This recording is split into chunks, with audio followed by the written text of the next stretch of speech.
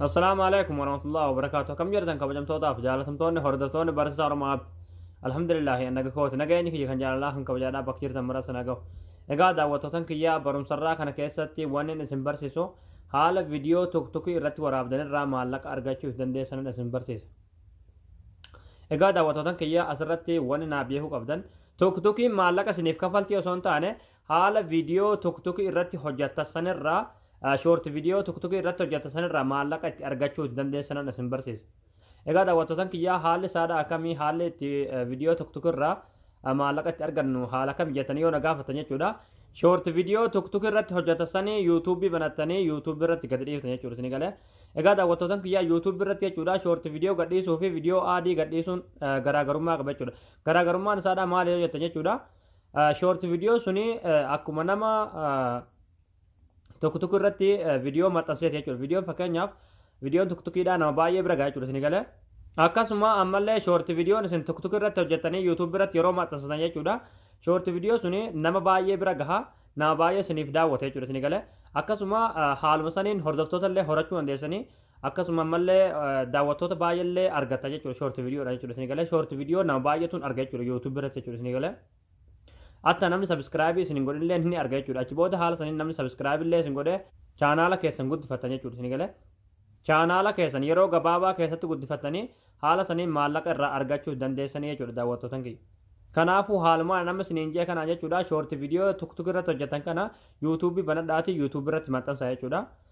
Haala saniin viidiyoo tokkodhaa sanii maallaqa irraa itti argattanii akkasuma hordoftoota illee itti irraa argattanii daawwattoota illee irraa itti argattanii waa baay'ee isin fayyada jechuudha. Short viidiyoo jechuun daqiiqaa tokko qofaadha jechuudha isin galee waan daqiiqaa tokko hin caalle jechuudha. Akkasuma viidiyoon ishiidhaa saayizii viidiyoo yuutuubii illee miti jechuudha isin galee viidiyoo iskiriina guutu viidiyoo tokko waan taateefu short viidiyoo taate jechuudha isin galee akkasuma daqiiqaan ishii waan xiqqaa taateefu short viidiyoo taateeti poost taate malee akka viidiyoo aadiidhaa yuutuubii irratti poost hin taatu jechuudha. Shorti taateeti poost taate ni galee haala saniin waan short taateefu nama baay'ee bira geessi nama baay'ee argaa nama baay'eetuun daawwata jechuudha. Akkasuma nama baay'eetuun dhiyeessee subscribe illee isiniif godha haaluma saniin yuutuubiin keessan guddatee bakka maallaqaa sanillee gahee maallaqa irraa itti argattanii jechuudha isin galee. Achi booda yaada yoo qabaattan yaada nagahaa yookiin dalagaa nagahaa tokko yuutuubii san irratti yeroo yuutuubiin keessan monetaayiz isinii ta'e jechuudha. yuutuubii san irratti hojjetachuu dandeessan jechuudha. Yaada gaarii waan biratti fudhatama qabu tokko hojii gaarii tokko qabatanii dhuftanii jechuudha isin galee. Egaa daawwattootan kiyyaa gamanumaan gama barumsaan dabarsaa warroonni yuutuub chaanaala keenyaaf haarawaa taatan baga nagaa waan dhuftan jecha yuutuub chaanaala keenya sabskiraayib godhachuun dagatanadha. Yeroo sabskiraayib gootan barumsa irratti dabarsan guyyaan nama dura akka simbira gahuuf mallattoo notifikashinii san kiliik itti godhaadha achi booda ol kajeetu irratti tuqachuun dagatanadha.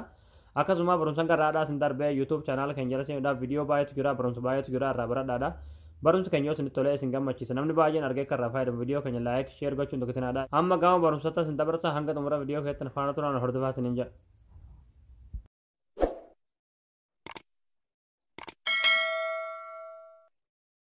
Hayyee daawwattootan kiyyaa short viidiyoo yookiin viidiyoo tokko keessanii tokko keessan irraa daawuloodii gootaniituma jechuudha.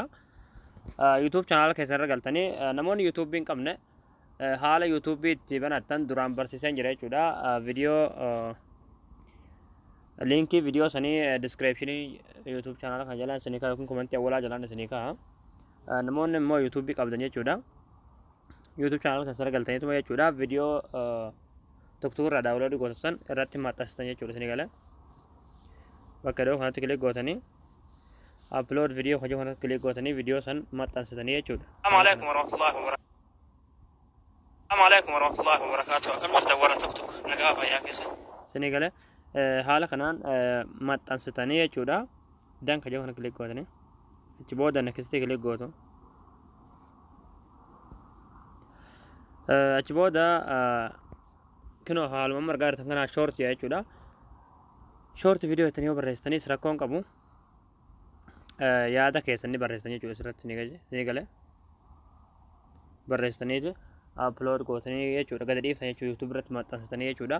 Asirratti ammallee wanni isin himu jechuudha short viidiyoo waan tokko short viidiyoo gadi dhiisuudhaaf waan tokko nama hin sodaatina jechuudha.